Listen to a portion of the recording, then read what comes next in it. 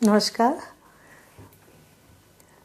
आज मैं बहुत दिन बाद ये वीडियो बना रही हूँ क्योंकि इस बीच बहुत भागम भाग रहा है और मैं इस बीच में बहुत ज़्यादा अपने नेटिव प्लेस मिथिलांचल में गुजारा है। और जब से दरभंगा एयरपोर्ट बन गया है, यकीन मानिए कि मैंने बहुत ज़्यादा ट्रैवल कर लिया है अपने नेटिव प्लेस पर, क्योंकि पहले इतना पॉसिबल नहीं हो पाता था। लेकिन दरभंगा एयरपोर्ट होने की वजह से हमारे जैसे लोगों को बहुत अच्छा हो गया है।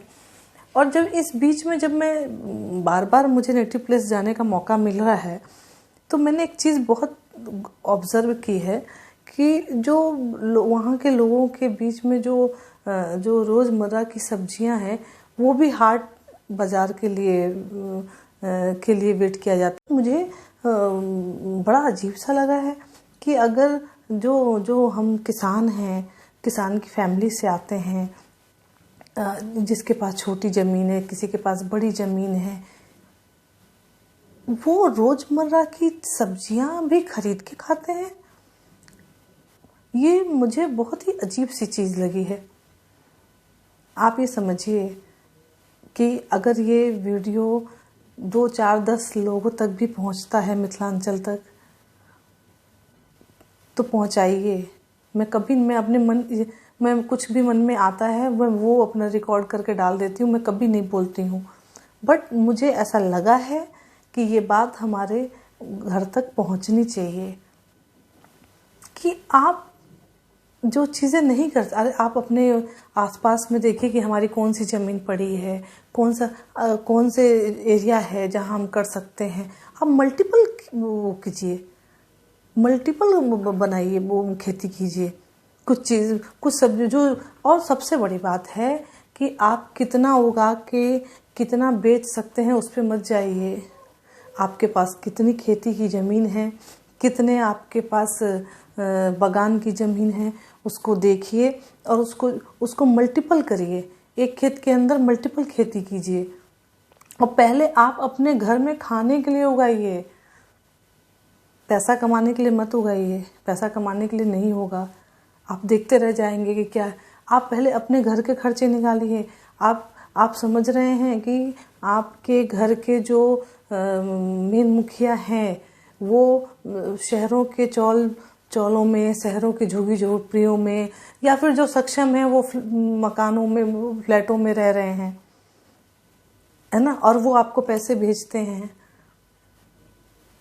तो ये दायित्व तो वहाँ पे रहने वाले जो लोग रह रहे हैं गाँव के अंदर, उनका बनता है कि खासकर मैं बार बार वीडियो में बोलती हूँ महिलाओं के लिए कि आप अपने खाने की सब्जियां खुद उगाइए। हम बहुत प्रिविलेज हैं कि हमारे जो पुरखों हैं, जो हमें ज़मीन दी है। ज़मीन माँ है हमारी। माँ कभी भूखे नहीं सोने देती है। माँ हमेशा आशीर्वाद देती है। माँ कभी भूखे नहीं सोने देती। आप पहले रूटीन की आप देखिए कि आपकी बचत कितनी होती। हम परेशान हैं कि हम पैसा आ रहा है, स्कूलिंग में खर्चे हो रहे हैं, दवाइयों में खर्चे हो रहे हैं, हर चीज़ में खर्चे हो रहे हैं। हार्ड वर्क के साथ स्मार्ट वर्क भी करना पड़ेगा और मिथिलांचल के लोगों को ये सीखना पड़ेगा। हमारे मिथिलांचल के लोग बहुत हार्ड वर्किंग है, बहुत मेहनत करते हैं, रात दिन मेहनत करते हैं। उसके साथ आपको स्मार्ट वर्क करना पड़ेगा। खासकर बार बार मैं बोल रही हूँ महिलाओं को आगे आना पड़ेगा। आप ये सोचोगे कि हमें कोई बाहर से आके बना देगा, नहीं। आप देखिए कि आप छोटी छोटी ज़मीन पे मल्टीपल खेती करके क्या कर सकते हैं। आप पहले अपने रोज़मर्रा की सीज़न के हिसाब से रोज़मर्रा की जो घर में यूज़ होने वाली सब्जियां हैं, उसको उगाइए। आप देखिए कि आपके क्योंकि बचत जो है वो कोई अलग से नहीं आ सकता। जो आपकी जो चीज़ें मैनेजमेंट है, उसी से बचत होने वाली है।